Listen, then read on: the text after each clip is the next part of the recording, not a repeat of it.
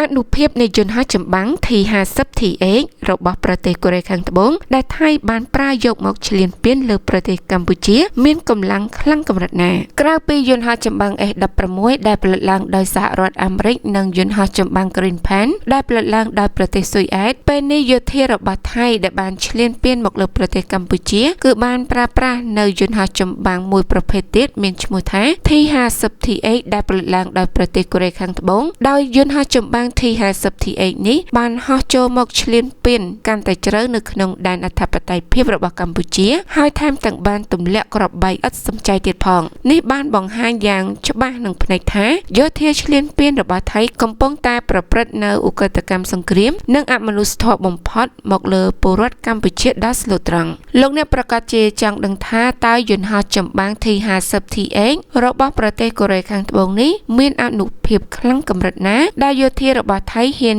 យកយន្តហោះចម្បាំងប្រភេទនេះមកឈ្លានពានលើកម្ពុជាបែបនេះជាការពិតណាស់យន្តហោះចម្បាំង T-50TX ដែលមានឈ្មោះពេញថា KAI T-50 Golden Eagle ឬក៏មានរហស្សនាមថាយន្តហោះចម្បាំងឥន្ទ្រីមាសយន្តហោះចម្បាំងប្រភេទនេះគឺបានកើតចេញពីក្នុងក្រុមគ្រួសារត្រកូលយន្តហោះចម្បាំងលឿនជាងសម្លេង Supersonic ដែលត្រូវបានបង្កើតឡើងដោយក្រុមហ៊ុន Korea Aerospace Industry ហៅកាត់ថា KAI ឬក៏ថាគារបស់ប្រទេសកូរ៉េខាងត្បូងយន្តហោះចម្បាំងនេះមានសមត្ថភាពខ្ពស់សម្រាប់អ្នកបើកយន្តហោះចម្បាំងចំនួនក្រោយវាបានបំពេញតួនាទីប្រយុទ្ធស្រាលៗនិងវាយប្រហារតាមប្រភេទគោលដៅជាក់លាក់យន្តហោះចម្បាំង T-50TX របស់ប្រទេសកូរ៉េខាងត្បូងនេះមានការបំពាក់នៅកាប៊ីនយន្តហោះដែលមានកៅអី2តួម៉ាស៊ីន General Electric S404 Turbofan តែមួយធ្វើឲ្យយន្តហោះចម្បាំង T-50TX មានល្បឿនលឿនរហូតទៅដល់ 1.5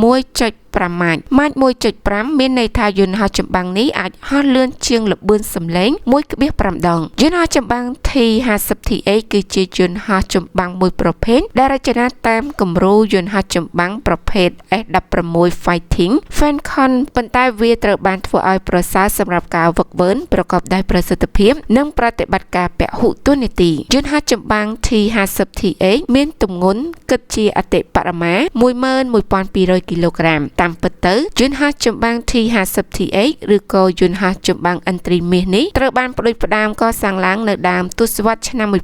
1990 ជាកម្មវិធីយន្តហោះយោធាជនជាតិដើមភាគតិចដំបូងគេរបស់ប្រទេសកូរ៉េដើម្បីជំនួសយន្តហោះ Northrop T-38 យន្តហោះចម្បាំង T-50TX ត្រូវបានបង្កើតឡើងដោយក្រុមហ៊ុន Kia និងប្រើប្រាស់បច្ចេកវិទ្យាក្រុមហ៊ុន Lockheed Martin របស់សហរដ្ឋអាមេរិកយ៉ាងណាមិញដោយសារតែមហិច្ឆតាឈ្លានពានរបស់ថៃឥតឈប់ឈរមកលើកម្ពុជាធ្វើឲ្យថៃកាន់តែមានការពុះកញ្ជ្រោលយោធាឈ្លានពានមួយនេះមិនត្រឹមតែប្រើប្រាស់នៅយន្តហោះចម្បាំង F-16 របស់សហរដ្ឋអាមេរិកនិងយន្តហោះចម្បាំង Green Pan របស់ស៊ុយអែតវាយប្រហារមកលើប្រទេសកម្ពុជាដ៏កំសត់មួយនេះនោះទេប៉ុន្តែប្រទេសឈ្លានពានមួយនេះថែមទាំងបានប្រើប្រាស់យន្តហោះចម្បាំង T-50TX ដែលផលិតនៅក្នុងប្រទេសកូរ៉េខាងត្បូងមកឈ្លានពានលើកម្ពុជាថែមទៀតជាក់ស្ដែងត្រឹមមួយប្រព្រឹត្តផ្នែកដែលថៃបានបញ្ចេញយន្តហោះចម្បាំង T-50TX មកអុកឡុកនិងទម្លាក់គ្រាប់បែកចូលកាន់តែជ្រៅនៅក្នុងដែនអធិបតេយ្យភាពរបស់កម្ពុជា